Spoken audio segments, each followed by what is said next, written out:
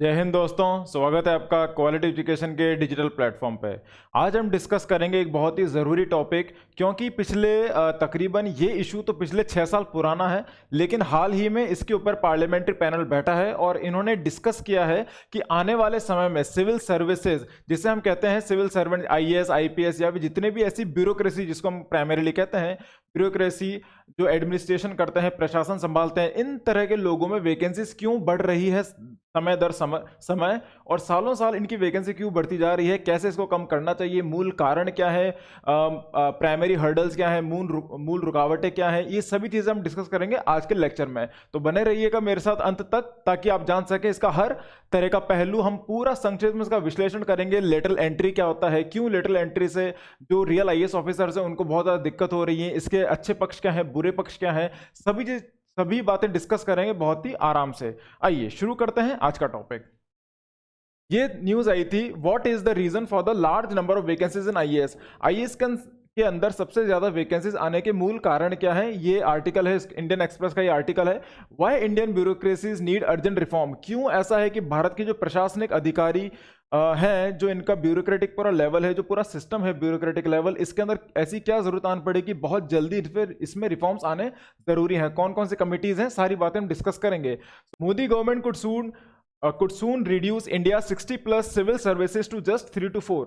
सुनने में ये खबर ऐसी लगती है कि जो भी 60 से ज्यादा सर्विसेज हैं उसको मोदी गवर्नमेंट कम करके 3 से 4 या 5 कर देंगे एट मैक्स। अब ये सुनने में थोड़ा डरावना लगता है, लेकिन इसका मतलब वो नहीं है जो आप समझ रहे हो जिस तरह से न्यूज में लिखा हुआ है। देखिए, इनका इस न्यूज का कहने का मतलब ये है कि इसका वर्गीकरण किया जाएगा, इसका कैटेगराइजेशन किया जाएगा। फॉर एग्जाम्पल, अगर ये सिविल सर्विसेज हैं, अगर इनके अभी मान लीजिए ये 60-70 सर्विसेज हैं अभी, अब इसको रिड्यूस करके 3 से 4 या 5 कर दिया जाएगा, इसका जो वर्गीकरण है वो कर दिया जाएगा। मतलब सर्विसेज उतने ही रहेंगे, एलोकेशंस उतना ही ज्यादा होगा, काम उतना ही रहेगा, ब्यूरोक्रेसी का सिस्टम वही बना रहेगा, लेकिन इसमें एक वर्गीकरण किया जाएगा। फॉर एग्जाम्पल, इसका ये एक वर्गीकरण हो गया, ये दूसरा वर्गीकरण हो गया, और ऐसे ही 3, 4, 5 वर्गीकरण हो जाएंगे। तो कहने का मतलब ये है ताकि एक जनरलाइजेशन कर दिया जाएगा कि एक से ज्यादा, जैसे वाटर का है, लैंड का है, सॉइल का है, फॉरेस्ट का, इन सब डिपार्टमेंट्स को एक डिपार्टमेंट दे देंगे, है ना।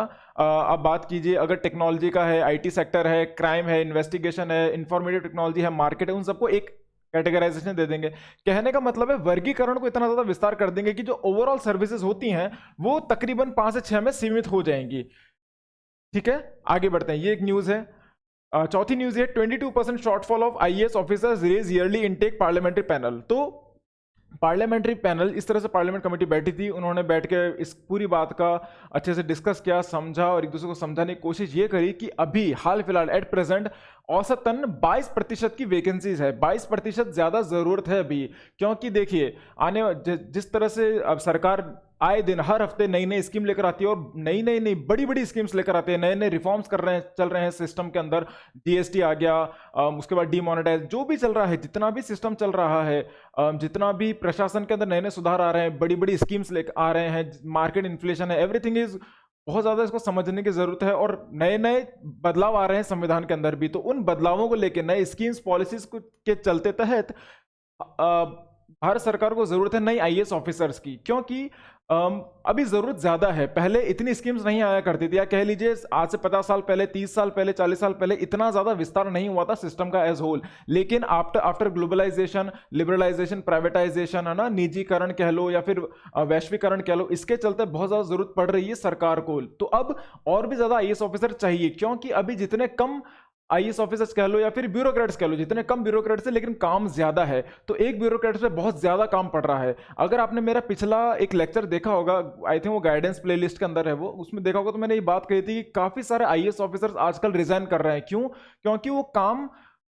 कम होता है, माफ कीजिएगा, उनको सैलरीज कम मिलती है या फिर उनके जितने भी पर्क्स हैं वो कम हो गए, लेकिन काम बहुत ज्यादा है। तो वो काम उनके लिए पनिशमेंट सर्विस जैसा हो गया है, उनको बहुत ज्यादा काम दिया जाता है। तो उस के चलते उनको बहुत ज्यादा इश्यूज इस वे में आ रहे हैं कि लेबर पावर कम है, ऑफिसर्स कम है, लेकिन काम बहुत ज्यादा है। इसलिए 22% जो शॉर्टफॉल है, जो 22% का जो कमी है, उसको भरने की बात करी गई है पार्लियामेंट्री पैनल के अंदर। Rationalisation of service, what is the meaning of rationalisation? Rationalisation का मतलब ये होता है कि आप किसी भी चीज को बहुत ज्यादा अच्छे तरीके से कर सको, उसमें समय कम लगे, उस पे आउटपुट कम लगे, लेकिन आप इनपुट ज्यादा निकाल सकें, है ना। जैसे होता है हम कम समय के अंदर ज्यादा पढ़ाई कर सकें, आप सुबह उठ के पढ़ते हो और बहुत अच्छे अपनी तैयारी कर पाते हो सुबह उठ के, तो उसे कहते हैं रैशनलाइजेशन ऑफ स्टडीज।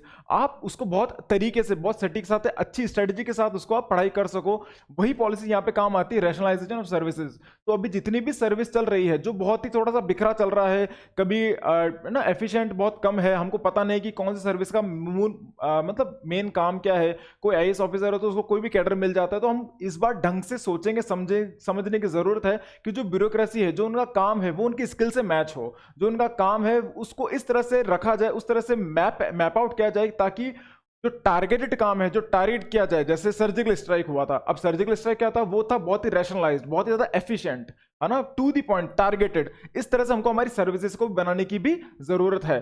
तो नीति आयोग एट 75 ये एक डॉक्यूमेंट है नीति आयोग की तरफ से आया है ये। इनका एक 5 साल का एक विजन है, 5 साल का इनका विजन है कि आने वाले 5 साल में किस तरह से नए नए रिफॉर्म्स, नए नए बदलाव, नए नए सुधार लाने की जरूरत है ब्यूरोक्रेसी के अंदर। ये है ministry of personnel public grievance and pension. So personnel public grievance and pension ये एक मिनिस्ट्री है, मिनिस्ट्री के अंदर एक डिपार्टमेंट है, उस डिपार्टमेंट का नाम है department of personal and training. So ministry of personnel public grievance and pension, इसके अंदर एक डिपार्टमेंट है department of personal and training. इस डिपार्टमेंट की जिम्मेदारी है कि कौन कौन से ब्यूरोक्रेट्स को लेना है, किस तरह से उनकी ट्रेनिंग करवानी है, पूरी स्ट्रेटेजी बनती है। कह लीजिए ये एक तरह का एचआर है ना, ह्यूमन रिसोर्स सेक्टर होता है, ह्यूमन रिसोर्स डिपार्टमेंट होता है। जिस तरह से प्राइवेट सेक्टर के अंदर एचआर डिपार्टमेंट होते हैं, जिस तरह से वो हायर करते हैं, नए नए एम्प्लॉयज को हायर करते हैं अपनी कंपनीज के अंदर, उसी तरह से ये इस डिपार्टमेंट का काम होता है नए नए ब्यूरोक्रेट्स को हायर करना। तो इन्होंने एक 5 साल का विजन बनाया है कि आने वाले 5 साल में क्या सुधार करना है, क्या बदलाव करना है सर्विसेज के अंदर। रिड्यूस कार्डर एंड सर्विसेज, देखिए जितने ज्यादा कार्डर होते हैं उतना ज्यादा कंफ्यूजन होता है, तो उस कंफ्यूजन को कम करने के लिए उसको बहुत ही, उसका वर्गीकरण करना बहुत जरूरी है। तो उसको वर्गीकरण करेंगे, कैटेगराइज करेंगे, उसका विश्लेषण बहुत सतर्कता से अच्छे से करेंगे, बहुत ही इनपुट आउटपुट रेशियो अच्छा निकले, इसलिए रिड्यूस कार्डर एंड सर्विसेज को थोड़ा कम करेंगे। इसका मतलब ये नहीं कि अपॉइंटमेंट कम होंगे, अपॉइंटमेंट उतने ही रहेंगे, इनफैक्ट अब तो अपॉइंटमेंट बढ़ने की बात है। मैं आने वाले स्लाइड्स में आपको समझाऊंगा किस तरह से खुशखबरी है आने वाले सालों के लिए, 23 के लिए, 22, 24 के लिए, 25 के लिए, कि सर्विसेज के जो वैकेंसीज है वो बढ़ेंगी धीरे धीरे। अब देखिए, नीड परफॉर्मेंस इवैल्यूएशन, इसका मतलब ये है कि जो आप परफॉर्म कर रहे हो, जो भी आप काम कर रहे हो, इसको पूरी तरह से इवैल्यूएट किया जाएगा, इसको पूरी तरह समझा जाएगा कि आप कि किसी भी सर्विस में किसकी कितनी जरूरत है, ठीक है, कोई भी काम कितने अच्छे से वो हो रहा है, उसको परफॉर्मेंस को बहुत अच्छे से इवैल्यूएट किया जाएगा। ये इस रिपोर्ट के अंदर दिया गया था। एक पॉइंट ये है, no interviews for lower level of post, जो बहुत ही नीचे की पोस्ट है। जैसे अगर आप, आई होप आपको पता होगा कि जब आप यूपीएससी का सिलेक्शन होता है, जब आप यूपीएससी क्रैक करते हो, तो शुरुआत में IAS, IPS, IFS, IFOS, IRS ये सब आ जाता है, लेकिन जो नीचे की पोस्ट होती है, तकरीबन इसमें 24 पोस्टें हैं, 24 पोस्टें हैं। और बात सिर्फ यूपीएससी की नहीं है, क्योंकि देखिए यूपीएससी के द्वारा सिर्फ एक आईएएस का एग्जाम नहीं कंडक्ट करवाया जाता है, बहुत दूसरे एग्जाम करवाए जाते हैं। तो जो लोअर लेवल के जो सर्विसेज है, जो लोअर लेवल की ग्रेड बी कह लो, इस लेवल की जो सर्विस होती है, वहां पे इंटरव्यू नहीं लिया जाएगा, वहां पे सिर्फ आपका एग्जाम होगा, टेस्ट होगा, या कह लीजिए रिटन एग्जाम होगा, उसके बाद आपके डॉक्यूमेंट वेरिफिकेशन होगा, ट्रेनिंग होगा, और आपको अपॉइंटमेंट कर लिया जाएगा। तो वहां पे इंटरव्यू की जरूरत नहीं है। तो ये एक लेकर आए हैं, क्योंकि कई बार क्या होता है, इंटरव्यू के अंदर पॉलिटिसाइजेशन भी बहुत ज्यादा होता है, राजनीतिकरण बहुत ज्यादा होता है, या कह लो फेवरेटिज्म बहुत ज्यादा होता है। जब आप किसी इंसान को फेवर करते हो, या कोई इंसान आपका फेवरेट होता है, तो वो चीज कम करने के लिए, उस चीज को खत्म करने के लिए कुछ सर्विसेज के अंदर नो इंटरव्यू, ये चीज आपने 2016-17 के अंदर पढ़ी होगी अखबारों के अंदर, कि सरकार इस तरह के नए बदलाव लाना चाह रही है। उसके कारण ये है, ट्रेनिंग को बढ़ाया जाएगा, ट्रेनिंग उनकी बहुत अच्छी की जाए, क्योंकि आज भी कहते हैं ना कि आज भी पढ़े लिखे लोग बेरोजगार घूम रहे हैं। क्यों? क्योंकि उन पढ़े लिखे लोगों की अच्छे से ट्रेनिंग नहीं हुई है, उनको पता नहीं कि सर्विस में जाके काम करना कैसे है। तो इसलिए ट्रेनिंग का दर्जा बढ़ाया जाए, ट्रेनिंग का जो स्तर है उसको बढ़ाया जाए। तो ट्रेनिंग के बारे में बात की गई इस डॉक्यूमेंट के अंदर। Department of personal and training को 2 में विभाजित किया जाए। पहला है पर्सनल डिपार्टमेंट और दूसरा है ट्रेनिंग डिपार्टमेंट। एक जैसे अभी तक ये दोनों काम, पर्सनल वाला और ट्रेनिंग वाला काम, कि आप किसी को हायर करते हो और उसको ट्रेन करते हो, ये काम एक ही डिपार्टमेंट का था। अब इसमें 2 डिपार्टमेंट बना दिया जाए, ताकि दोनों डिपार्टमेंट अपने अपने स्तर पर अलग अलग ट्रेनिंग करा जाए, अलग अलग हायर करें। तो इसमें सर्विस जो सर्वेंट्स होंगे, ब्यूरोक्रेट्स होंगे, उनको हायर किया जाएगा और उनकी ट्रेनिंग अलग से की जाएगी। तो ये बहुत ही ज्यादा स्पेशलाइजेशन हो जाएगा, इसे बहुत ज्यादा स्पेशल तरीके से, बहुत ही एफिशिएंट तरीके से इस पूरी स्ट्रेटेजी को यूज में लिया जाएगा। ठीक है, CSS ये है central staffing scheme. Central staffing scheme का ये एक डिपार्टमेंट जैसा ही है, एक इनफॉर्मल कमेटी है। उसका सेंट्रल के अंदर जो स्टाफ बनता है, जो हमारी स्टाफिंग होती है, स्टाफ जो हमारा क्रिएट होता है ब्यूरोक्रेसी के अंदर, जिस तरह से स्टाफ को हायर किया जाता है, उनकी ट्रेनिंग की जाती है, वो सभी चीजें देखी जाएगी इसके तहत। तो ये चीज है, ध्यान रखने जैसी बातें हैं। प्लीज नीति आयोग के अंदर आया था। एक कारण ये था, एक चीज हम ये डिस्कस करना चाह रहे थे कि क्यों ऐसा हो रहा है, क्यों जो ब्यूरोक्रेट्स है उन इतना ज्यादा वैकेंसी अब क्रिएट हो गई है, क्यों हमको अचानक से। पहली बात तो ये कि अचानक से नहीं हुआ है, लेकिन न्यूज में अचानक से आ रहा है। बाकी ये जो दिक्कत है बहुत पुरानी है और बहुत अंदर से दिक्कत आ रही है, लेकिन हमको न्यूज में रिसेंटली आ रहा है। पार्लियामेंट्री पैनल बैठा तो हमको लग रहा है अचानक है। देखिए 73rd और 74th जो अमेंडमेंट एक्ट हुआ था, जो पंचायती राज के संदर्भ में हुआ था, म्यूनिसिपैलिटी के संदर्भ में हुआ था, उस समय एक चेंज हुआ था, एक रिफॉर्म हुआ था हमारे संविधान के अंदर। उस समय एक बहुत बड़ा विस्तार हुआ था हमारे ब्यूरोक्रेसी के अंदर, लेकिन ब्यूरोक्रेट्स बढ़े नहीं थे। उस समय वैकेंसी ज्यादा, जरूरत ज्यादा थी, लेकिन जरूरतें पूरी नहीं की गई थी, तो वो अमेंडमेंट था। अब देखिए जिस तरह से हमारी जो प्रक्रिया है देश को चलाने की, स्कीम्स, नए नए रिफॉर्म्स में, वही बात करूं, जिस तरह से जीएसटी का एक्ट आया, अब इसके अंदर नए स्किल की जरूरत है, नई स्कीम्स आ रही हैं। जिस तरह से वैश्वीकरण बढ़ रहा है, जिस तरह से निजीकरण बढ़ रहा है दूसरे सरकारी दफ्तरों के अंदर, हर दफ्तर में हर तरीके से, इसलिए ब्यूरोक्रेसी का जरूरी है कि इसको विस्तार किया जाए और बहुत ही ज्यादा स्पेशलाइज किया जाए। तो ये जब पंचायती राज एक्ट आया था, उस समय भी काफी जरूरत पड़ी थी, लेकिन उस समय भी जरूरत को पूरी नहीं किया गया था। मैक्सिमम अंडर रिक्रूटमेंट, बहुत ज्यादा, जो कहते हैं ना कि एकदम अकाल पड़ गया था ब्यूरोक्रेट्स का। जरूरत बहुत ज्यादा थी, वैकेंसी बहुत ज्यादा थी, जरूरत ज्यादा थी, लेकिन फिर भी जरूरतों को पूरा नहीं किया गया था। वो समय था 1997 से लेकर 2002 तक। तो ये समय बहुत ज्यादा प्रॉब्लमेटिक था ब्यूरोक्रेसी के संदर्भ में। स्टेट्स लूज एटीट्यूड, कहने का मतलब यह है कि तीसरा कारण, मोटा कारण यह है कि जो स्टेट गवर्नमेंट्स हैं उनका बहुत ही लूज एटीट्यूड है। उनका लूज एटीट्यूड इस वे में है कि वो समय रहते सेंट्रल गवर्नमेंट को ये नहीं बताते कि हमारी जरूरत कितनी है, हमको कितने ब्यूरोक्रेट चाहिए। तो ये जो प्रॉब्लम है, ये जो कन्वे करने की इच्छा है कि हमको इतनी जरूरत है, प्लीज हमारी जरूरत पूरी करिए, इस चीज को, इस डिमांड को, इस नीड को वो समय पर नहीं बताते हैं और ये चीज बहुत लेट हुआ जाता है। तो एक बहुत ही लूज एटीट्यूड है स्टेट गवर्नमेंट के अंदर, कई बार सेंट्रल गवर्नमेंट के अंदर भी लूज एटीट्यूड होता है। अगर आपने मेरा पिछला एक लेक्चर मैंने बनाया था आईएएस रूल्स कार्डर अमेंडमेंट एक्ट, तो उसको अगर आप पढ़ेंगे एक बार, उसको उस लेक्चर पे जाके देखेंगे, तो प्लीज इस चीज को समझने की कोशिश कीजिएगा कि किस तरह से ब्यूरोक्रेसी काफी हद तक, कहते हैं ना, पिस रही है सेंटर और स्टेट के बीच में। तो वो लेक्चर मैंने प्रीवियस बनाया है, प्लीज प्लेलिस्ट में जाएं और उसको जरूर देखें। तो they don't convey need timely legal hurdles, और चौथा सबसे बड़ा कारण है लीगल हर्डल। इतने ज्यादा लीगल हर्डल होते हैं, इतना ज्यादा पेपर वर्क होते हैं, पॉलिटिसाइजेशन कह लो, इनका राजनीतिकरण कह लो, कि जब भी प्रमोशन किया जाता है ना, प्रमोशन किया जाता है किसी अफसर का, तो उसमें बहुत ज्यादा राजनीतिकरण होता है, क्रिमिनलाइजेशन होता है। तो ये सभी चीजें मिलकर इतना ज्यादा प्रॉब्लम कर दिया है सिस्टम के अंदर, ब्यूरोक्रेसी के अंदर, कि अब हमको सच में एक फ्रेश ब्लड की जरूरत है और आने वाले समय के अंदर हमको वैकेंसीज बढ़ाने की जरूरत है, क्योंकि अभी जितने हमारे पास ब्यूरोक्रेट्स हैं वो काफी नहीं है जितने हमारे पास स्कीम्स है उसको आगे ले जाने के लिए। ठीक है, ये एक न्यूज है, in India short of 1515 IAS officer, centre tells parliament. तो सेंटर गवर्नमेंट ने पार्लियामेंट के अंदर अपनी बात रखी है कि अभी हाल फिलहाल के लिए, एट दिस मोमेंट, हमारी जो यूनियन मिनिस्टर हमारे जितेंद्र जी, इन्होंने बात करी थी कि 1515 आईएएस ऑफिसर्स अभी हमारे कम चल रहे हैं, इतना हमारे वैकेंसी है। तो आप इसको तकरीबन मान सकते हो 22%, जो हमने ऊपर बात करी थी। ठीक है, 2019 के अंदर इन्होंने डाटा पेश किया था पार्लियामेंट के अंदर। इनके डाटा के अनुसार 2019 के अंदर डिमांड थी 6699 की, लेकिन जो पूरी जो हमारे ऑफिसर्स थे अभी, वो सिर्फ से 5205। तो जितने जो कमी थी, उस कमी को पूरा करना जरूरी है, क्योंकि वैकेंसी ज्यादा है, जरूरत ज्यादा है, कम ब्यूरोक्रेट से काम ज्यादा है, तो वो बहुत ज्यादा स्ट्रेस होता है, बर्डन फील होता है और काम अच्छे तरीके से हो भी नहीं पाता, क्योंकि लेबर कम है लेकिन काम बहुत ज्यादा है। ठीक है, 180 पर ईयर का मतलब ये है कि लबासना, जो ना लाल बहादुर शास्त्री एकेडमी जो मसूरी के अंदर है, जहां पे आईएएस ऑफिसर्स की ट्रेनिंग होती है, वहां पर उनकी अच्छे से ट्रेनिंग हो सके, उनके लिए सिर्फ व्यवस्था जो व्यवस्था बनी हुई है, वो सिर्फ 180 आईएएस ऑफिसर्स की बनी हुई है। तो ये अब 97 के अंदर एक कमेटी के द्वारा गोस्वामी केस हुआ था, उस गोस्वामी केस के द्वारा ये चीज तय हुई थी कि 180, अगर बहुत अच्छे से किसी आईएएस ऑफिसर को ट्रेनिंग देनी है तो वो 180 तक ही हो पाएगी।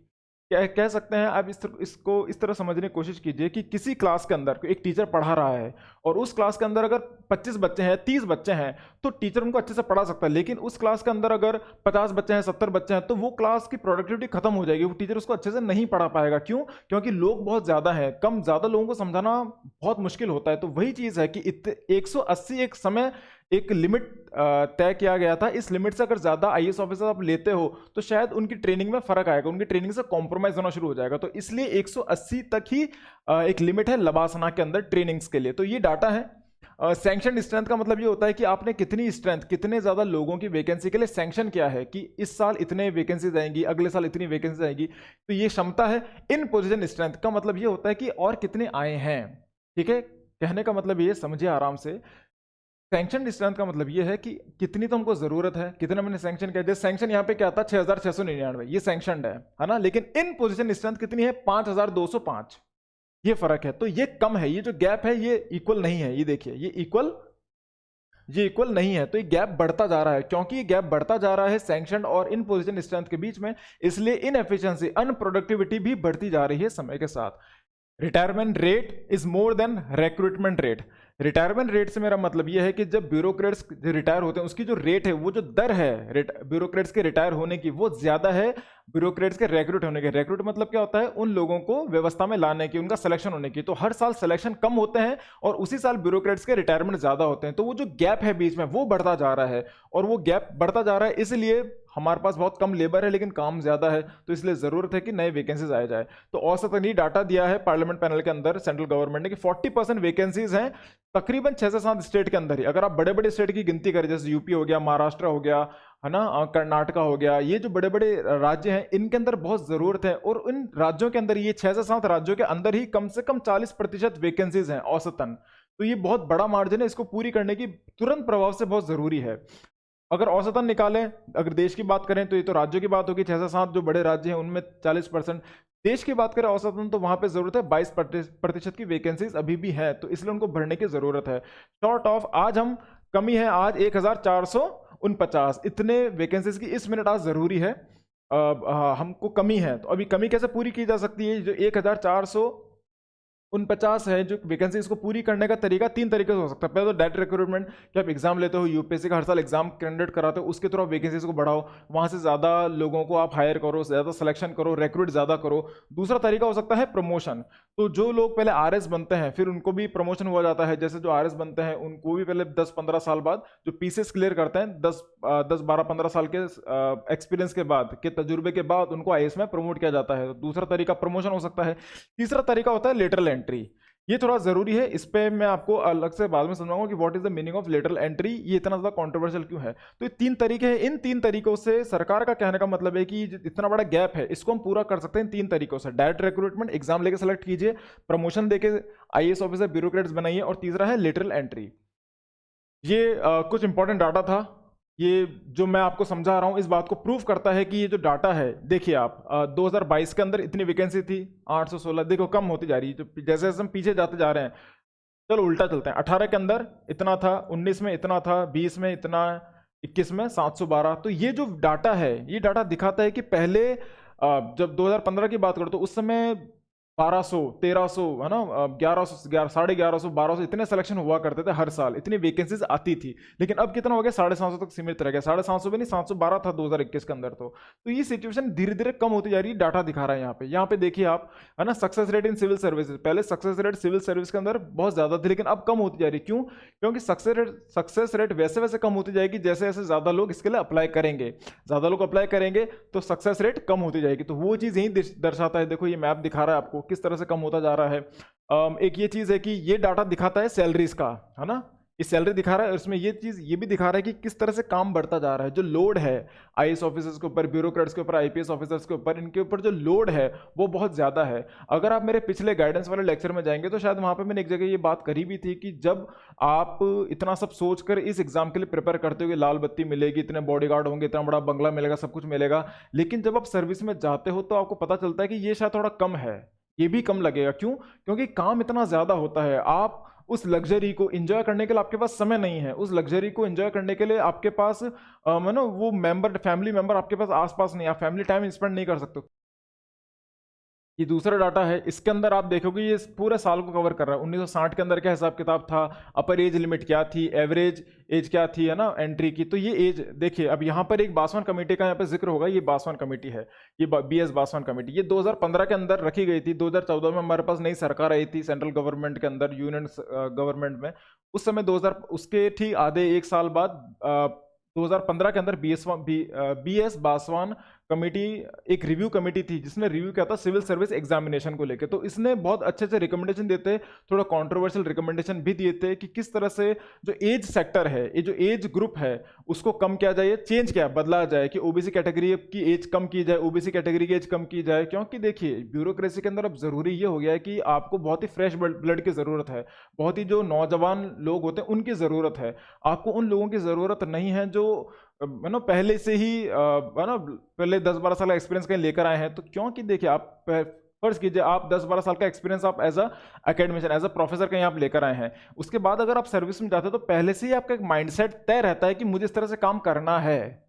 आप समझिए इस चीज को। तो इसलिए उनको नहीं रिक्रूट करना ठीक रहता है, अकॉर्डिंग टू BS बासवान। मेरी तरफ से नहीं है ये, BS बासवान कमेटी का कहना है, मानना यह है कि पहले से जो इतने एक्सपीरियंस लोग होते हैं, जो जो पहले से ही 35 साल के हो गए, 30 साल के हो गए, 32 साल के हो गए, वो जब सर्विस में आते हैं तो पहले से उनकी कुछ धारणा हो जाती है सरकार को लेके या किसी काम को करने के प्रति, करने के तरीके को लेके। तो वो चीज डेवलप ना हो, हम पहले से ही यंग लोगों को सर्विस में ले, ये जरूरी है। इसलिए बासवान कमेटी ने एज कम करने का एक सुझाव दिया था कमेटी ने। Committee to submit report this August, ठीक है, चलो ये तो मोदी गवर्नमेंट दौर के दौरान की बात है। इन्होंने एक डाटा ये रखा था कि 1960 के अंतर्गत अपर एज लिमिट 24 थी, 73 के अंदर 26 थी, है ना, 28, 26, अब 2014 के अंदर 32 कर दिए। जनरल कैटेगरी की बात हो रही है। तो पहले 24 था, 26, 28, धीरे धीरे इसको बढ़ाया गया है। अब वापस कम करने की बात BS बासवान कमेटी कह रही है। एवरेज एज एंट्री, तो पहले एवरेज औसतन एज क्या थी जब लोग सिविल सर्विसेज में सेलेक्ट होते थे, वो थी 24 हो गया, है ना, 24, 25, 25, 25, ये देखिए ये औसतन एज थी। अब धीरे धीरे बढ़ रहा है, ये देखो 27 हो गई है। तो ये और बढ़कर ऐसा ना हो जाए कि 32, 35 हो जाए, तो हमारे ब्यूरोक्रेट्स के पास पूरा एक्सपीरियंस ही नहीं रहेगा, है ना। तो इसलिए इस एज को कम करने का एक सुझाव दिया गया था BS बासवान। ये काफी कंट्रोवर्शियल था, लोगों ने इस रिकमेंडेशन को पसंद नहीं किया था, इसलिए सरकार अभी तक रुकी हुई। अब देखिए 2015 के अंदर कमेटी ने ये रिपोर्ट लेकर आई थी, लेकिन अभी तक उसको इंप्लीमेंट नहीं किया गया। क्यों? क्योंकि पूरा मिडिल क्लास जो जो मध्यवर्गीय जो पॉपुलेशन है भारत का, वो बहुत ज्यादा नाराज हो जाएगा। पासवान कमेटी का इस तरह था, एक रिकमेंडेशन था कि ऑप्शनल पेपर को हटा देंगे, है ना, ऑप्शनल पेपर को हटा देंगे। कुछ अलग अलग तरीके थे किस तरह से एग्जाम को मॉडिफाई किया जाए। एक रिकमेंडेशन ये भी था किसी और कमेटी का कि किस तरह से हम एग्जाम इसको ऑनलाइन कर सकें। जैसे अभी तक लिखते हैं पेपर पे लिखते हैं, ऑफलाइन पेपर होता है, उसको ऑनलाइन कर दिया जाए। तो काफी अलग अलग तरह के रिकमेंडेशन आए थे, लेकिन ये सारे रिकमेंडेशन किसी को दिमाग में रखा था किस तरह से वैकेंसीज को बढ़ाना है, कम करना है, कितने और IAS नए ऑफिसर्स को रिक्रूट करना है, ये पूरे तौर सिस्टम के अंदर किस तरह से बदलाव लेकर आना, ब्यूरोक्रेसी के ओवरऑल सिस्टम है उसमें बदलाव कैसे लेकर आना, उसके चलते उसके तहत इन सभी चीजों को रिकमेंड किया गया था, एडवाइस किया गया था। आइए अब यहाँ पे एक चीज ये है, जैसे media house, many media house is that current central government is trying to reduce the fixation on the influence of IAS in the policy making process. Parliament panel suggest enhancing 180 per year limit. Parliament जो panel है वो ये कह रहा है कि जो आप एक साल के अंदर, क्योंकि देखिए जब से गोस्वामी केस 98, 97 में हुआ था, उसमें उसके बाद 100 कह लीजिए, अब 170 और 180 इसको लिमिट बना दिया गया था कि एक साल में इतने ही IAS ऑफिसर रहेंगे। तो IAS ऑफिसर, अब वैसे तो सिलेक्शन 1000 होते हैं, 750, 800 इतने सिलेक्शन होते हैं यूपीएससी में, लेकिन IAS ऑफिसर 180, 170 से ऊपर नहीं जाते हैं। क्यों? मैं आपको बता चुका हूं, क्योंकि लबासना की जो ट्रेनिंग कैपेसिटी है वो 180 तक ही है। लेकिन पार्लियामेंट्री पैनल ने बोला कि अब इसको बढ़ाया जाए। बढ़ाया कैसे जाए? हो सकता है अब लबासना जैसे एक इंस्टीट्यूशन को दूसरा इंस्टीट्यूट लेकर आ जाए, जैसे, है ना, लबासना जैसे एक ही क्यों, इसको दूसरा बना दिया जाए, उसका विस्तार किया जाए, उस कैपेसिटी को बढ़ाया जाए। तो ये लिखा है यहाँ पे इनहेंसिंग, कि इसको बढ़ाना है, इस कैपेसिटी को बढ़ाना है। आने वाले समय के अंदर सरकार को नए नए वैकेंसीज लेकर आनी है। तो इसलिए खुशखबरी है 2023 और 2024 में देने वाले लोगों के लिए। जैसे 2022 के अंदर भी काफी अच्छी वैकेंसी निकली है, तो ये वैकेंसी धीरे धीरे बढ़ रही है। कम से कम 2020 से 21 से ये ज्यादा वैकेंसी है ये। तो आने वाले समय के अंदर और वैकेंसीज बढ़ेगी, क्योंकि अब सरकार को सच में बहुत ज्यादा जरूरत है। जिस तरह से हमारा काम चल रहा है, जिस तरह से देश की प्रगति हो रही है, इकोनॉमिक्स कह लो या फिर मिलिट्री कह लो, हर वे के अंदर जो देश की पॉलिसी का विस्तार हो रहा है, उसमें जरूरी बहुत ज्यादा है कि हम इन पॉलिसीज को मेंटेन करने के लिए ज्यादा हमारे पास ब्यूरोक्रेट ज्यादा हों। तो ये department of personal and training के ऊपर ये जिम्मा डाला गया है और पूरी इन्वेस्टिगेशन पे चलेगी। ताकि इन वैकेंसीज को पूरा किया जाए, कैडर की जो स्ट्रेंथ है उसको कम किया जाए, है ना, कैडर की स्ट्रेंथ को कम किया जाए, जो ज्यादा है, जो ज्यादा बिखरा हुआ सिस्टम है उसको थोड़ा कम करके उसका वर्गीकरण किया जाए अच्छे से। पोजीशन एंड स्किल सेट, अब देखिए ये इंपॉर्टेंट पॉइंट ये है कि आज हमारे ब्यूरोक्रेट जो जिस पोजीशन बैठे हैं वो शायद उस स्किल सेट के नहीं है। फॉर एग्जांपल, अगर किसी टीचर ने, फॉर एग्जांपल किसी इंसान ने पीएचडी करी है इकोनॉमिक्स के अंदर, इकोनॉमिक्स से पीएचडी करी, लेकिन आप उसको डिपार्टमेंट दे देते हो आयुर्वेद का, या उसको डिपार्टमेंट दे देते हो आप लेट्स से मतलब डिफेंस का, तो वो उसका स्किल सेट उसमें नहीं है। तो ये एक नया रिकमेंडेशन, इसको कहते हैं रैशनलाइजेशन। तो इसमें एक नया रिकमेंडेशन ये है कि जिस आईएएस ऑफिसर ने, जिसमें जो बहुत ज्यादा स्पेशलाइजेशन किया है, जिसने इतिहास में क्या है, इकोनॉमिक्स में क्या है, ज्योग्राफी में क्या है, उसको उसी तरह की सर्विस दी जाए, ताकि वो आने वाले समय में अपने कौशल का, अपने स्किल का बहुत अच्छे से प्रयोग कर सके उस पद पर जाकर। तो पोजीशन, अभी तक सिस्टम ये है कि अभी बहुत ही जनरलाइज हो रखा है। अभी आपने ऑप्शनल वाली इकोनॉमिक्स हो आपके पास, लेकिन आपको कोई भी डिपार्टमेंट मिल जाएगा, है ना। आपने लाइफ में कभी, आपने सिर्फ हमेशा हिस्ट्री पढ़ी है, लेकिन आपको कभी, है ना, ज्योग्राफी डिपार्टमेंट के अंदर डाल दिया, तो आप हिस्ट्री को कहाँ ज्योग्राफी में ऐड कर पाओगे। तो बात बस ये है कि आपका जो कौशल जिसके अंदर है, अभी आपको पद मिल जाता है लेकिन उस तरह का काम नहीं मिलता है। तो नए रिकमेंडेशन के तहत ये चीज दर्शाई गई है, दिखाई गई है, समझाई गई है कि आपका जो कौशल हो, जिस आईएएस ऑफिसर का जिसमें कौशल हो, उसको उसी तरह का काम दिया जाए। Position is equals to skill set, ठीक है। नीड टू फोरकास्ट स्टाफिंग, जो मैंने बात करती सेंट्रल स्टाफिंग कमेटी, माफ कीजिएगा, सेंट्रल स्टाफिंग स्कीम, सीएसएस। तो सीएसएस सेंट्रल स्टाफिंग स्कीम का के तहत इनका यह है कि फोरकास्ट करना जरूरी है। हमको आज पता होना चाहिए कि आज से 5 साल बाद हमको कितने आईएएस ऑफिसर की जरूरत पड़ेगी, क्योंकि हम हर साल वैकेंसी लाएंगे, तो हमको कम से कम 5 साल एडवांस में चलना पड़ेगा कि आने वाले 3 साल, 4 साल, 5 साल में हमको कितने आईएएस ऑफिसर के, आईपीएस, आईएफओएस ऑफिसर्स की जरूरत है हमें। तो फोरकास्टिंग करनी बहुत जरूरी है। कार्डर ऑफिसर्स, कार्डर कम कर दीजिए, है ना। जो कार्डर होते हैं कि नॉर्थ ईस्ट हो गया, सेंट्रल, जो डिफरेंट डिफरेंट कार्डर होते हैं, सर्विसेज होते हैं, उनको कम कर दो लेकिन ऑफिसर्स को बढ़ा दो, है ना। डिपार्टमेंट्स को कम कर दो लेकिन ऑफिसर्स को बढ़ा दो। एक वर्गीकरण अच्छे से कर दो, वर्गीकरण के तहत आप उन सर्विसेज को कम कर दो लेकिन ऑफिसर्स की जो गिनती है उसको बढ़ा दो। इससे क्या होगा, आपकी एफिशिएंसी बढ़ेगी, आपको जो इनपुट आउटपुट रेशो है उसमें बहुत अच्छा इजाफा आएगा, बहुत ज्यादा अच्छा इंप्रूवमेंट आएगा, सुधार आएगा, ठीक है।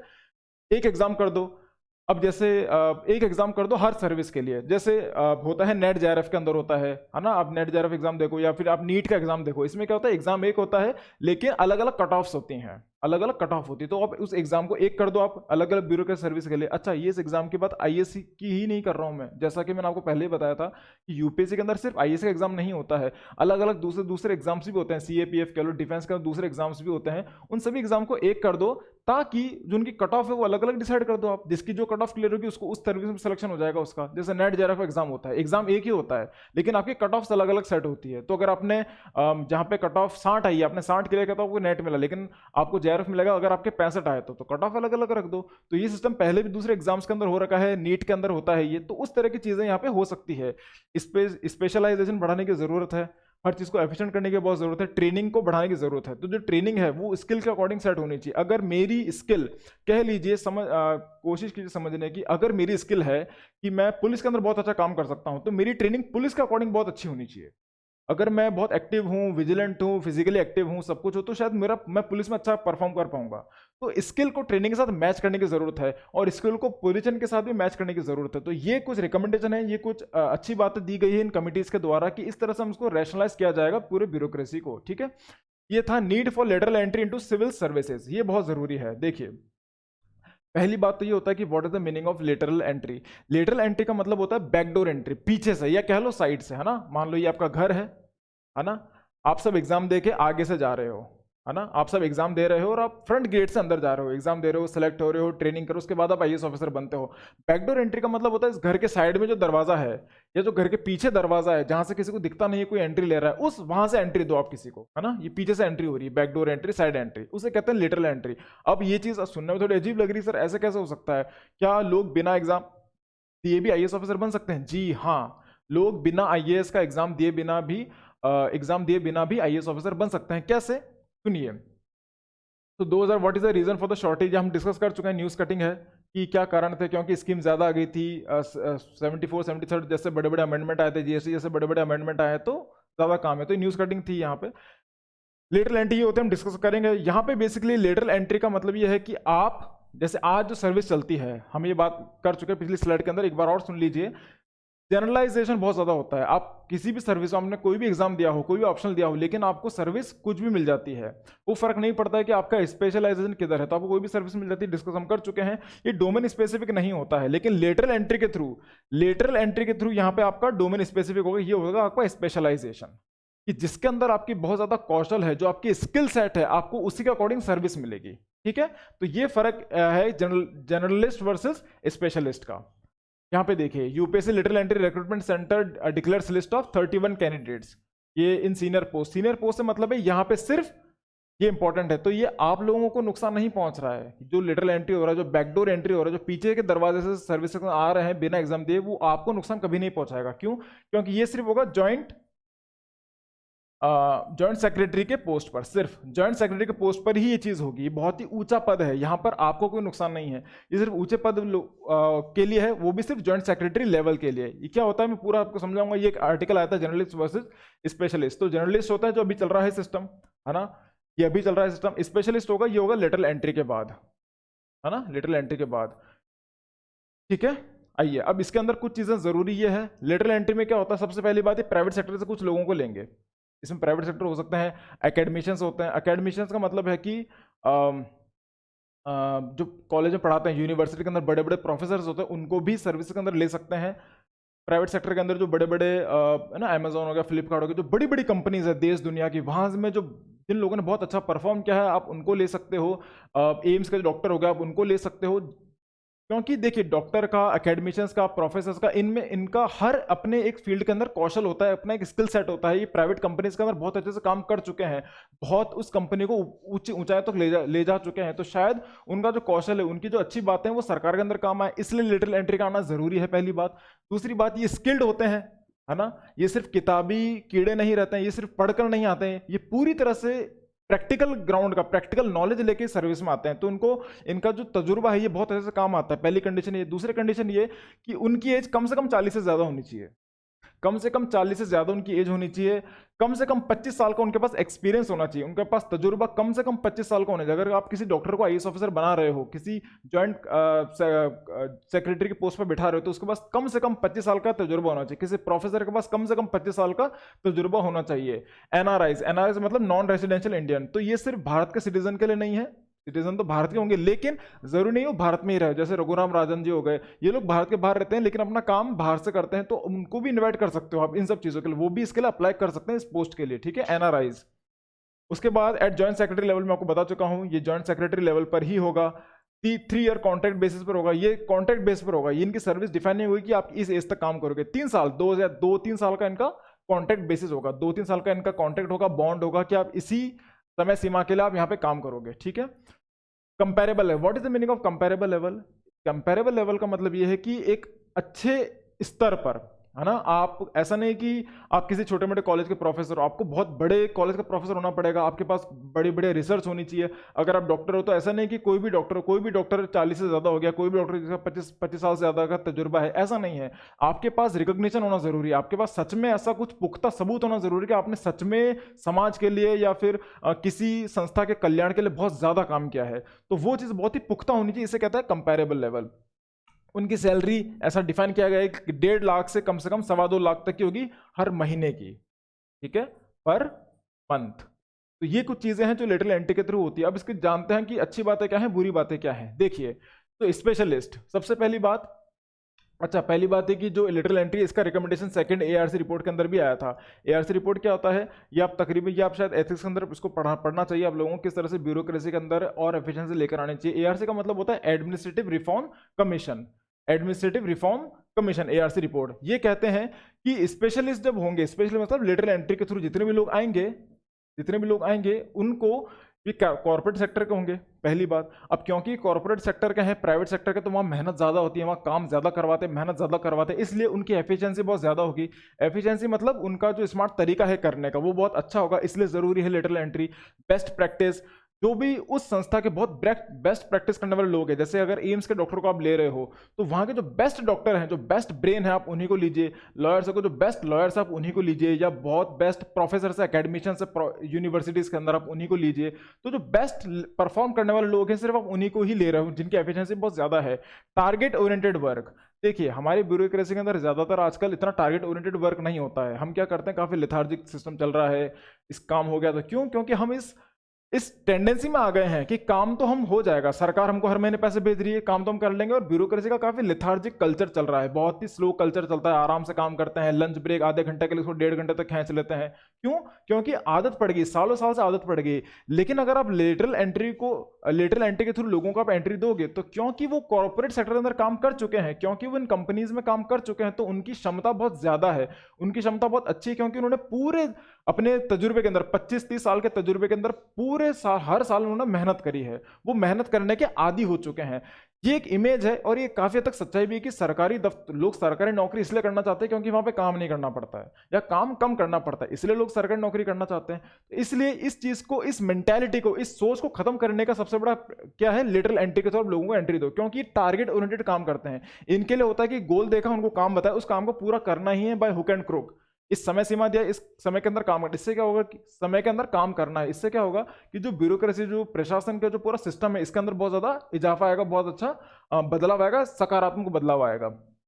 रिजल्ट रिवॉर्डेड, जो जितना अच्छा काम करेगा उसको उतना अच्छा प्राइस मिलेगा, उसको उतनी अच्छी सैलरी मिलेगी, उस तरह से काम होना चाहिए। ये होगा लेटरल एंट्री के through, out of the box ideas. अब देखिए, अगर आज सरकार को रोड बनानी है, हाईवेज बनानी है, और हम जो सरकारी नौकरी में काम कर रहे हैं पिछले 25-30 साल से, हमारे पास इतने बड़े विचार नहीं, इतने बड़े आइडियाज नहीं। क्यों? क्योंकि हमने कभी अपना दिमाग अप्लाई नहीं किया है। हमने सरकारी नौकरी इसलिए ली थी क्योंकि हमको आराम करना है जिंदगी भर।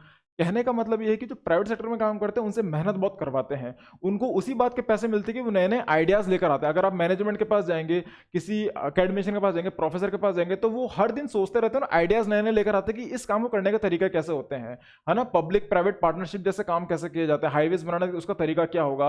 एक कहते हैं ना out of the box thinking, आपने ना उस खोखे से बाहर जाके सोचा है, आपने कुछ नया सोचा है, बहुत ही फ्रेश आपने सोचा है, जो चीज पहले कभी किसी ने सोची नहीं थी। तो इस तरह के आइडियाज आएंगे अगर आप लेटरल एंट्री दोगे ऐसे लोग, कॉर्पोरेट लोगों को। ठीक है, फ्रेश अप्रोच, बहुत ही अप्रोच फ्रेश होगी, पुरानी अप्रोच नहीं होगी। देश को कैसे आगे बढ़ाना है, उसके तरीके पुराने नहीं होंगे कि जो पुराने सालों साल चलते जो आइडियाज आ रहे हैं उस तरह से नहीं। जो फ्रेश अप्रोच, नए तरीके से काम को कैसे करना है, उसकी एक अप्रोच आएगी। एफिशिएंसी पे ज्यादा फोकस किया जाएगा रादर देन एक्सपीरियंस। आपके पास तजुर्बा भले ही 25 साल का हो, लेकिन कोई ऐसा इंसान है जिसने उस तजुर्बे वाले इंसान से अच्छा काम किया है, वो भी सिर्फ 5 साल के अंदर, तो एफिशिएंसी उसकी बहुत ज्यादा है। तो यहाँ पे फोकस किया जाएगा आपकी एफिशिएंसी के अंदर, आपके कौशल के ऊपर, आपकी जो मेहनत है, जो आपके रिजल्ट हैं, जो आपने परिणाम दिखाए हैं, उस पर ज्यादा फोकस किया जाएगा, न कि आपके तजुर्बे पे। क्योंकि हमारे सिस्टम में ऐसे काफी लोग हैं जो 20-25 साल से काम कर रहे हैं, लेकिन कभी उन्होंने अच्छा रिजल्ट नहीं दिया। वो सिर्फ जॉब से निकले नहीं, प्रमोशन होता है क्या, सर्विस में बैठे हैं वो, तो उन्होंने कुछ ऐसा बड़ा काम किया नहीं है। इसलिए यहां पर एक्सपीरियंस को थोड़ा तवज्जो कम देंगे और एफिशिएंसी को ज्यादा देंगे। करियर प्रोग्रेशन ऑफ 10-15 ईयर, चलो इसको भी डिस्कस करता हूं ब्लू प्रिंट में, इस पर आऊंगा मैं अभी थोड़ी देर में। तो सेकंड ईआरसी रिपोर्ट के अंदर हेल्दी कंपटीशन, इन्होंने कहा है कि इससे क्या होगा, हेल्दी कंपटीशन बढ़ेगा। किसके बीच में? जो लोग तजुर्बे से आईएएस बने हैं, है ना, जो तजुर्बे से जॉइंट सेक्रेटरी तक लेवल तक आए हैं, और जो लोग अपने कौशल के दम पर जिनको लेटरल एंट्री दी है। तो ये बहुत ही अच्छा, बहुत ही सकारात्मक कंपटीशन होगा, हेल्दी कंपटीशन इसको दिया है एआरसी रिपोर्ट ने, इसको बोला है। डीपॉलिटिसाइजेशन, इसका मतलब ये है, क्योंकि देखिए आप किसी सर्विस में होते हो, 25-30 साल तक आप रहते हो, आपकी इच्छा रहती है कि मैं कैबिनेट सेक्रेटरी बनकर रिटायर हूं, मैं प्रिंसिपल सेक्रेटरी बनकर रिटायर हूं, तो यहाँ पे कई बार राजनीतिकरण बहुत ज्यादा होता है। अगर ये सिस्टम आएगा जॉइंट सेक्रेटरी लेवल पर, तो ये राजनीतिकरण काफी हद तक कम हो जाएगा। तो ये बहुत अच्छी बात है, एआरसी रिपोर्ट ने बोली है। रेड टेप, मतलब करप्शन कम हो जाएगा। क्यों? क्योंकि इन लोगों के पास आदत है काम करने की, इन लोगों के पास करप्शन वाला वो नहीं है, जो इंस्टिंक्ट होता है वो नहीं है। क्यों? क्योंकि तो प्राइवेट सेक्टर में काम करते थे, वहां पे करप्शन कम से कम सरकारी दफ्तरों से कम है। तो कम से कम, मैं ये नहीं कह रहा बिल्कुल नहीं है, लेकिन कम है अगर तुलना की जाए तो। ये लोग मेहनत के आदी हैं, मेहनत करना इनकी हरकत में, इनकी आदत में है, तो इसलिए यहाँ पे करप्शन कम रहेगा, डीपॉलिटिसाइजेशन कम होगा। लेथार्जिक कल्चर जो मैंने बताया था, काफी धीरे धीरे काम करना, एक आलस भरा काम कि ठीक है हो जाएगा, है ना, दफ्तर बैठे हैं, वो दफ्तर आते हैं कि भाई शाम कब होगी, मुझे घर वापस कब जाऊं मैं। तो ये जो लहजा, ये जो मेंटेलिटी है, जो सोच है, इसको बदलने का बहुत बड़ा काम करेगा। लेथार्जिक कल्चर धीरे धीरे खत्म होगा। पॉलिटिकल फेवरेटिज्म, अब क्योंकि जब इनको हमने रखा है कॉन्ट्रैक्ट बेसिस पर, आपको 2 से 3 साल तक काम करना है, किसी ब्यूरोक्रेट को 2 से 3 साल तक काम करना है, आपने उनकी सैलरी फिक्स कर दी है, सैलरी फिक्स है, कॉन्ट्रैक्ट बेसिस पर आप उनसे काम करवा रहे हो। तो इसलिए क्या होगा, कोई भी राजनीतिक जो भी पॉलिटिशियन होंगे, वो उनको क्यों ही अपनी तरफ खींचेंगे, या वो क्यों करप्ट होंगे? क्यों? उनको सैलरी मिल रही है, वो 3-4 साल के लिए है, उनको कोई नेता बनना नहीं है, कोई हायर पोस्ट पर जाना नहीं है, तो वो अपना काम करने के लिए है। तो यहाँ पे राजनीतिकरण कम हो जाएगा, है ना। पॉलिटिकल फेवरेटिज्म, उनको कोई फर्क नहीं पड़ता कि कोई पॉलिटिशियन हमको पसंद करे या हमको पसंद ना करे, इस बात से उनको फर्क नहीं पड़ेगा। लेकिन अब ये तो होगी कुछ अच्छी अच्छी बातें, कुछ करते हैं थोड़ी बुरी बातें, क्योंकि हर बात के दो पहलू होते हैं। अब लेटरल एंट्री के बुरी बातें क्या होगी? पहली बात तो ये कि internal tough between IAS and lateral entry. जो तजुर्बे से आईएएस बने हैं, जो 20-25 साल से आईएएस बने हैं, उनका एक इंटरनल रिफ्ट आ जाएगा लेटरल एंट्री वाले लोगों से, है ना। शायद उनकी ना बने, क्योंकि they will never accept them as their own part. उनको कभी एक्सेप्ट नहीं कर पाएंगे कि हमारे ही लोग हैं, क्योंकि उनके पास कभी वो तजुर्बा नहीं था। उनको लगता है कि हम तो इस फील्ड में इतने सालों से हैं, ना, एक ईगो क्लैश होता है। तो वो शायद इंटरनल रिफ्ट उनको बीच में एक ईगो क्लैश जरूर आ सकता है, ये इसकी पूरी संभावना है।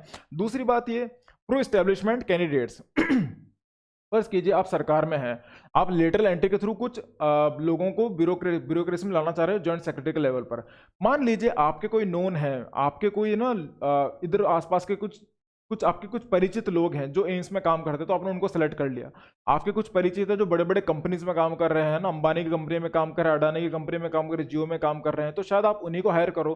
तो यहाँ पर एक पॉइंट है कि यहाँ पे शायद पॉलिटिकल जो पार्टीज होती हैं, जो पॉलिटिकल लीडर है, वो अपने हिसाब से किसी को भी सिलेक्ट कर सकता है लेटरल एंट्री के लिए। तो ये एक नकारात्मक चीज यहाँ पे हो सकती है। दूसरी बात ये, तीसरी बात है, फीलिंग ऑफ सर्विसेज कम होती है इसके अंदर। देखिए, जो भी आईएएस ऑफिसर होता है जो 25-30 साल से उस सर्विस में है, उनके अंदर हमेशा से ही एक चीज है ना गठित होती है कि हमको लोगों की सेवा करनी है, लोगों के प्रति सेवा का भाव उनके अंदर होता है। अब जो प्राइवेट लोग आते हैं उनके अंदर क्या होता है, जो प्रॉफिट के लिए काम करते हैं, ये क्या काम करते हैं? प्रॉफिट के लिए काम करते हैं। ये इन्होंने प्राइवेट सेक्टर में काम किया है, इनका लोगों के प्रति जो भावना है, जो समर्पण है, वो नहीं दिखेगा। वो समर्पण आपको ब्यूरोक्रेट्स के अंदर ही दिखेगा। इसलिए वो चीज यहाँ पे गलत हो जाएगी। अगर लेटरल एंट्री के थ्रू आप स्पेशलाइजेशन क्रिएट करना चाहते हो, लेकिन उन लोगों के अंदर लोगों की सेवा का भाव नहीं होगा, तो किस तरह से आप उसको जस्टिफाई कर सकते हो?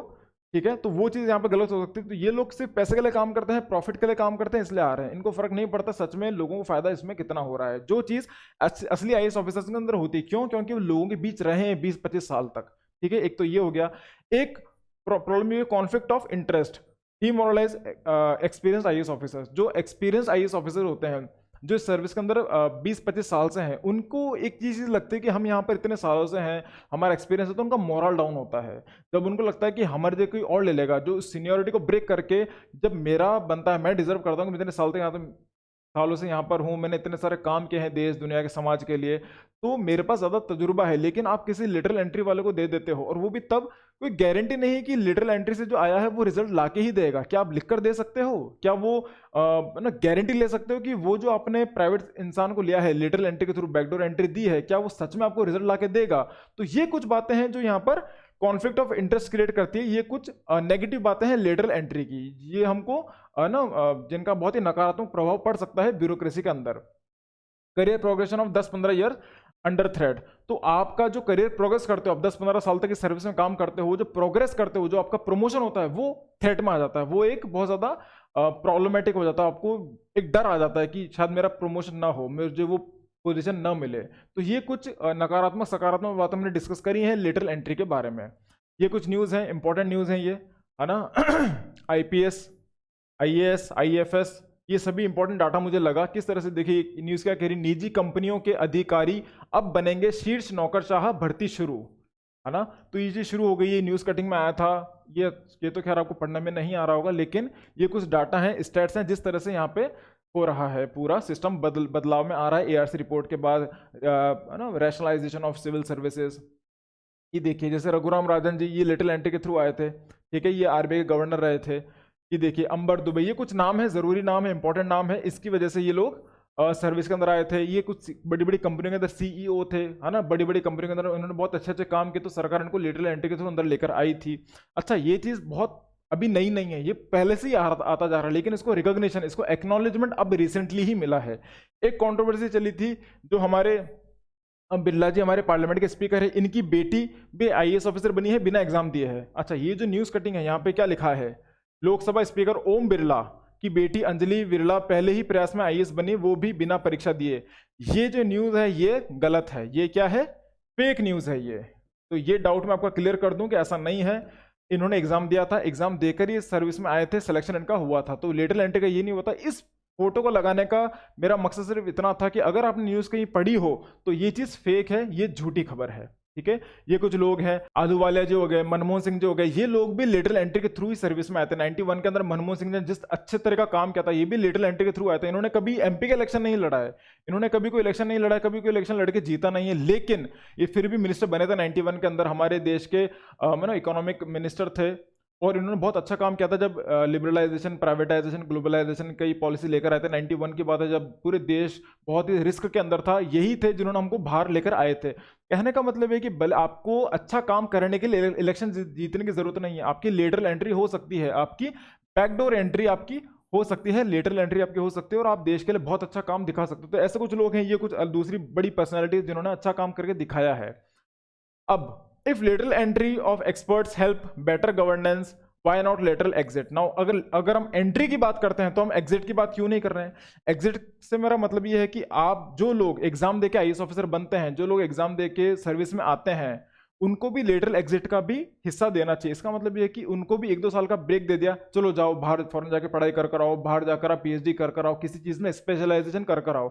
अगर फॉर एग्जांपल अगर मेरा यूपीएससी में सिलेक्शन हो जाता है या आपका यूपीएससी में सिलेक्शन हो जाता है, आप सर्विस में आ गए हो, उसके बाद आपको 1-2 साल के लिए सरकार खुद छुट्टी पर भेजेगी कि आप जाओ बाहर जाके कुछ काम सीख कर आओ, प्रैक्टिकल ग्राउंड पर सीख कर आओ, किस तरह से सड़कें बनती है, किस तरह से ब्रिज बनते हैं, किस तरह से आप बाढ़ जैसे आपदा के अंदर सिविल सर्वेंट्स काम करते हैं, वो स्पेशलाइजेशन आप बाहर जाकर लेकर आओ, तो उसे कहते हैं लेटरल एग्जिट। तो ये चीज भी होनी चाहिए। हालांकि इस चीज का मेंशन डॉक्यूमेंट में कहीं नहीं है, लेकिन ये न्यूज कटिंग के अंदर एक मुझे बहुत ज्यादा सवाल दिखा, इसलिए मैं आपके सामने जाहिर कर रहा हूं। तो लेटरल एंट्री जैसे ही लेटरल एग्जिट का भी एक ऑप्शन होना चाहिए। ठीक है, तो ये पूरा टॉपिक थोड़ा सा कॉम्प्लिकेटेड था। आशा करता हूँ ये टॉपिक आपको बहुत अच्छे समझ में आया होगा। थोड़ा सा कॉम्प्लिकेटेड टॉपिक है, प्लीज़ पीछे जाएं, इसके बारे में थोड़ा और पढ़ें। इस वीडियो को आप दोबारा देख सकते हो और इसको और अच्छे से समझने के लिए आप मेरी ही प्लेलिस्ट के अंदर एक और लेक्चर है आईएएस कार्डर अमेंडमेंट एक्ट वाला, तो आप उसको भी समझें। आईएएस कार्डर के ऊपर मैंने बनाया था एक लेक्चर है मेरा, प्लीज़ उसको देखें, आपको और अच्छे से समझ में आएगा कि सच में ब्यूरोक्रेसी की हालत क्या है, वैकेंसीज क्यों इतनी ज़्यादा है, इसको भरने के जो नए प्रावधान है, जो नए रिकमेंडेशन है, वो क्यों ज़रूरी है, कब तक आ जाएंगे, कब तक लागू हो जाएंगे, कौन सी बीएस जो कमेटी है, बासवान कमेटी है, उसका क्या कहना है, रिकमेंडेशन आप कितना सपोर्ट करते हो, कितना इसके अगेंस्ट हो, सभी बातें आप मुझे बताएं, डिस्कस करें, कमेंट बॉक्स में ज़रूर लिखें। This is Khushwant Singh signing off. जय हिंद।